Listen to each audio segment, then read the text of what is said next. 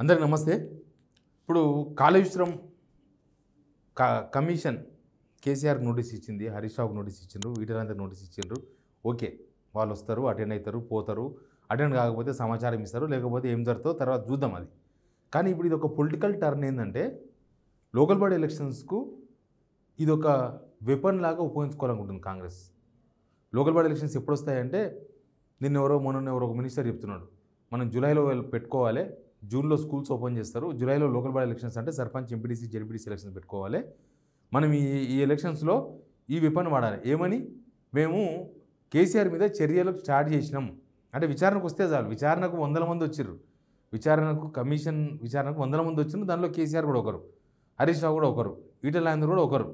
కానీ ఇప్పుడు మేము చర్యలకు స్టార్ట్ చేసినాం, ఇంకా మేము త్వరలో అంటే ఆయన మీద ఉన్న నెగిటివ్, గవర్నమెంట్ మీద ఉన్న నెగిటివ్ అంతా దాని కింద పోతుంది అనేది వీళ్ళ ఫీలింగ్. బహుశా కొంతమంది ఇంటర్నల్ మీటింగ్లో మాట్లాడుతున్న అంశాలను నేను మీకు చెప్తున్నా. ఈ వీడియో చూసే వాళ్ళందరికీ థ్యాంక్స్. కింద ఉన్న సబ్స్క్రైబ్ బటన్ కూడా నొక్కండి. ఏంటంటే గవర్నమెంట్ డైవర్షన్ చేయడం అనమాట, మొత్తం డైవర్షన్ చేయడం. మనకు అసెంబ్లీ ఎలక్షన్స్ ముందు ఏం జరిగిందో మీకు అందరికీ తెలుసు. అసలు అసెంబ్లీ ఎలక్షన్స్ ముందు వీళ్ళు ఇచ్చిన హామీలు, కాంగ్రెస్ మేనిఫెస్టో, వీళ్ళు ఇచ్చిన హామీలు, ఉరికిపోయి బ్యాంకులో లోన్ తెచ్చుకోపోండి అని, తులం బంగారం అని, ఇట్లాంటివన్నీ ఒకవైపు. రెండోది కాళేశ్వరం మొత్తం కూలిపోయింది అనే ఒక ప్రచారాన్ని ఉపయోగించుకున్నది. కరెక్ట్గా అది ఎలక్షన్స్ ముందే కొలాప్స్ అంటే 7th బ్లాక్లో ఫియర్స్ కుంగిపోవడం. అప్పుడు చాలా అనుమానాలు వచ్చినాయి. ఇప్పుడు కూడా ఇంకా కొంతమంది వి ప్రకాష్ లాంటి వాళ్ళు మాట్లాడుతూ ఉన్నారు, అసలు అదేదో పెద్ద అనుమానం ఉంది, అసలు ఇది కుంగడం పైన ఇదంతా పెద్ద ప్లాన్ ఉంది, ఎవరెవరు కలిసి చేసారో తెలియదు, దీనిలో అప్పుడున్న ప్రతిపక్షాలు కలిసి చేసినరా, ఏపీ వాళ్ళతో కూడా కలిసి చేసినరా, ఇంకెవరితోనో కలిసి చేసినరా తెలియదు, కానీ ఏదో జరిగింది, ఒక పెద్ద శబ్దం వచ్చింది అన్నారు ఇంజనీర్లు. కాబట్టి అక్కడ ఏదో అనుమానం, ఇప్పటికీ అనుమానాలు ఉన్నాయి. బీఆర్ఎస్ లీడర్లకు కొంతమందికి అనుమానాలు ఉన్నాయి. కాళేశ్వరం ప్రాజెక్టు అంత ఈజీగా ఫియర్స్ కుంగలేదు, ఏదో బాంబ్ బ్లాస్ట్ జరిగిందనో, లేకపోతే ఇంకేదో కావాలని చేసిరనో, ఇంకేదో చేసిండ్రు, కావాలనే దాన్ని కూల్చేసి దాన్నే ఒక అస్త్రంగా మార్చుకొని అసెంబ్లీ ఎలక్షన్స్లో కాంగ్రెస్ గెలిచింది అనేది ఒక నెరేటివ్ ఉంది, ఆ చర్చ ఉంది. ప్రూఫ్స్ ఏమున్నాయనంటే ఇప్పుడు మా గవర్నమెంట్ కూడా లేదు కాబట్టి మేమేం ప్రూఫ్స్ తీసుకురాలేము, అప్పటికే ఎలక్షన్ కోడ్ వచ్చేసింది, అప్పుడు కూడా ఎలక్షన్ మూడ్లో ఉన్నాం, ఏం చేయలేకపోయినాం, ఇప్పుడు కూడా మేమేం చేయలేము ఆ విషయంలో, ఎందుకంటే గవర్నమెంట్ మాది లేదు కాబట్టి మేమేం చేయలేము అనేది వాళ్ళ వర్షన్. ఇక ఎవరు తీయాలి దాన్ని, ఏం జరిగిందో ఏం కథ అనేది. ఎప్పటికైనా ఒకవేళ అది నిజమైతే ఎప్పుడో ఫ్యూచర్లో బయట పడదా తెలియదు అది. మరి ఇప్పుడు కమిషన్ వీళ్ళందరూ వేసారు, కానీ ఎంతసేపటికి మెయింటెనెన్సో, మేనేజ్మెంటో, లేకపోతే కన్స్ట్రక్షనో అట్లాంటి దాని మీద కాన్సన్ట్రేషన్ చేసిండ్రు. కానీ వీళ్ళకున్న అనుమానం మాత్రం ఇప్పటిదాకా నివృత్తి కాలేదు. దానికి ఆధారం కూడా లేకుండొచ్చు. బహుశా అది ఆధారం దొరికితే ఇప్పటికల్లా బీఆర్ఎస్ వాళ్ళే బయట పెట్టేవాళ్ళు. అట్లా కాళేశ్వరం ఇష్యూను అసెంబ్లీ ఎలక్షన్స్లో వాడుకున్నారు. సేమ్ ఇప్పుడు లోకల్ బాడీ ఎలక్షన్స్కి పోవాలంటే ప్రభుత్వం ముందు చాలా ముళ్ళకంపలు ఉన్నాయి. ఒకటి 42% రిజర్వేషన్ బీసీలకు ఇవ్వాలి, అది సాధ్యం కాదు, అది ఇప్పటిదాకా ఒక మెట్టు కూడా ఎక్కలేదు. ఇప్పుడు వీళ్ళు లోకల్ బాడీ ఎలక్షన్స్ మేము ఇప్పుడు కాదు వచ్చే సంవత్సరం పెడతామన్నా కూడా అది సఫలీకృతం అయ్యేటట్టు లేదు, అవకాశాలు కనిపిస్తలేవు.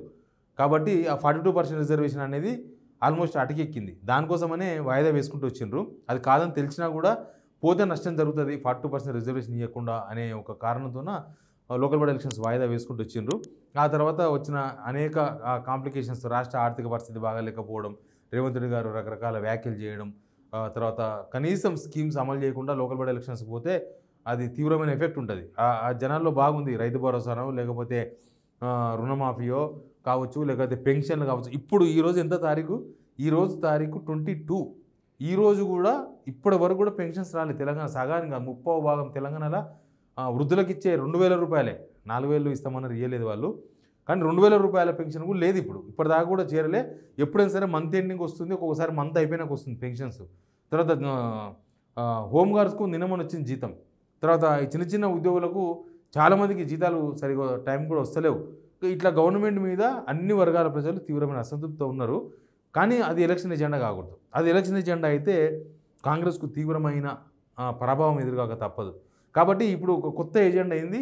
కాళేశ్వరంలో కేసీఆర్ మీద మేము చర్యలు తీసుకుంటున్నాం, చర్యలు స్టార్ట్ అయినాయి, అందుకే విచారణకు పిలిచిండ్రు, అందుకే విచారణను పిలిచి ఆయనను ఎంక్వైరీ చేసిండ్రు. అంటే అదేం ప్రూఫ్ కాలేదు, అదేం ప్రూఫ్ అవుతుందా కాదా, అసలు ఏం ప్రూఫ్ అవుతుంది ఏం కాదు. లేకపోతే నేను ముందు నుంచి చెప్తున్నట్టుగా కమిషన్ ఏం శిక్ష అయ్యేది, ఉరి శిక్ష అయ్యేది, ఒక నెల జైలు ఒక్కరోజు జైలు శిక్ష కూడా అయ్యేది. కమిషన్ ఎంతసేపటికి సిఫారసు చేస్తుంది గవర్నమెంట్కి అంతే. అంటే ఏం జరిగింది అనే విషయం చెప్తుంది. ఆ తర్వాత ఏం చేస్తారనేది గవర్నమెంట్ ఇష్టం. ఇక మా చేతిలో ఉంది కాబట్టి మేము రేపు నాడు చర్యలు తీసుకుంటామని చెప్తారో ఏం చేస్తారో. ముందైతే అంత టైం అవసరం ఉండదు, చర్యలు తీసుకున్నంత అవసరం అంత దూరం పోదు. ఇప్పుడు ఇదంతా జరిగే వరకు ఇప్పటిదాకా 2 months ఎట్లా కాళేశ్వరం కమిషన్ టైంకి పొడిగించారు. ఆల్మోస్ట్ July 31 వరకు ఉన్నట్టుంది. కరెక్ట్గా ఈ కాళేశ్వరం కమిషన్ టైం ఉంటుంది అప్పటిదాకా. అప్పటిలోపు కేసీఆర్ విచారణ, అవసరమైతే కేసీఆర్ మళ్ళొకసారి విచారణ, అవసరమైతే కేసీఆర్ మళ్ళొకసారి విచారణ, ఇట్లా 2-3 సార్లు విచారణ జరిపి కేసీఆర్ను మేము విచారణ పిలిచినాం, చర్యలు తీసుకుంటున్నాం అనే దాన్ని ఎస్టాబ్లిష్ చేసే ప్రయత్నం చేసి అసలు ఎలక్షన్ ఎజెండా అనేది ఇంకా స్కీమ్స్, రైతు బంధు, రైతు భరోసా కాకూడదు. మేము కాళేశ్వరం విషయంలో 1,00,00,000 కోట్లు దోచుకున్నాడు కేసీఆర్ను మేము విచారణకు పిలిపించినాం, కేసీఆర్ను మేము బయటకు గుంజినాం, కేసీఆర్ మీద మేము చర్యలు స్టార్ట్ చేసినాం, అవసరమైతే కేసీఆర్ని జైలుకు పంపుతాం, ఇట్లాంటి నినాదాలు అసెంబ్లీ ఎలక్షన్స్ ముందర కాళేశ్వరం ఎపిసోడ్ ఎట్లా ఉపయోగించుకున్నారో సేమ్ ఇప్పుడు కూడా ఈ ఎపిసోడ్ను, ఈ కాళేశ్వరం ఎపిసోడ్నే ఈ ఎలక్షన్స్లో వాడుకొని బయటపడితే అయిపోతుంది. ఇంకా నెక్స్ట్ మళ్ళీ ఇప్పట్లో ఏం ఎలక్షన్స్ ఉండవు. మళ్ళీ ఎప్పుడో మున్సిపల్ ఎలక్షన్స్ అవన్నీ అప్పటి వరకు చూసుకోవచ్చు. అప్పటి వరకు ఏమవుతుందో అవసరమైతే అప్పుడు కూడా కాళేశ్వరం వాడుకోవచ్చు. అప్పుడు ఇంకా ప్రోగ్రెస్ దొరుకుతుంది. జిహెచ్ఎంసీ ఎలక్షన్స్ ఇప్పుడేం లేవు. జిహెచ్ఎంసీ ఎలక్షన్స్ నెక్స్ట్ ఇయర్ జనవరిలో అయిపోతుంది వాళ్ళ టైం. కాబట్టి ఇవన్నీ టైం పడుతుంది. కానీ అందరికన్నా ముందు కాళేశ్వరం ఎపిసోడ్ని వినియోగించుకొని లోకల్ బాడీ ఎలక్షన్స్కి పోవాలన్న ప్లాన్ చేస్తున్నారు. ఎజెండాల మొత్తం కూడా ఇదే ఎజెండా. మేము చర్యలు తీసుకున్నాం, మేము చేస్తున్నాం, మేము అవినీతికి హక్కిస్తాం, మేము అసెంబ్లీ ఎలక్షన్స్ ముందు ఇచ్చిన మాట నిలబెట్టుకుంటున్నాం అని జనాలకు ఈ విషయాన్ని తీసుకుపోవాలి. ఈ విషయాలు తీసుకుపోవద్దు. స్కీములు, పథకాలు, గ్యారంటీలు, 100 రోజులు ఇట్లాంటివి వద్దు. జస్ట్ ఇవి మాత్రమే జనాలకు తీసుకుపోయి ఈ పేరుతోన, ఈ కాళేశ్వరం పేరుతోన మళ్ళీ లోకల్ బాడీ ఎలక్షన్స్ కూడా అనిపించేస్తే దాని రిజల్ట్ బాగుంటుందేమో. ఎందుకంటే ఇప్పటికిప్పుడు ప్రభుత్వం ఏ స్కీమ్స్ అమలు చేసే పరిస్థితిలో లేదు. ఇప్పటికిప్పుడు పలానా స్కీమ్ అమలు చేసి జనాలను సాటిస్ఫై చేసి ఎలక్షన్స్ పోదామన్న పరిస్థితులు ఏం కనిపిస్తలేవు. అసలు రైతు భరోసా ఇచ్చి పోదాం అనుకున్నా రైతు భరోసా ఇప్పటికే తరిచి మోపడి అయిపోయింది. రేపు వానాకాలం చూస్తే మళ్ళీ 9,000 కోట్లు, ఇది ఒక 6,000 కోట్లు, 15,000-16,000 కోట్లు రైతు బంధే ఇవ్వాలి, రైతు భరోసానే ఇవ్వాలి. తర్వాత మహిళలకు ఏ స్కీమ్ ఇప్పుడు అమలు చేసే అవకాశాలు లేవు. వీళ్ళకి ఎక్కడ డబ్బులు పుడతలేవు. నిజంగానే ఏమన్నా చేయబదులు గవర్నమెంట్ నడవనీకే ఇట్లాంటి అందాల పోటీలకు డబ్బులు పుడుతున్నాయి తప్ప స్కీమ్స్ అమలు చేసేంత పెద్ద మొత్తంలో డబ్బులు దొరుకుతలేవు. కాబట్టి వీళ్ళు కొత్తగా ఒక స్కీమ్ అమలు చేసి ఆ పేరు చెప్పుకొని ఎలక్షన్స్కి పోదాం అంటే ఆ సిచ్యువేషన్ ఏం కనిపిస్తలేదు, గ్రౌండ్ లేదు దానికి.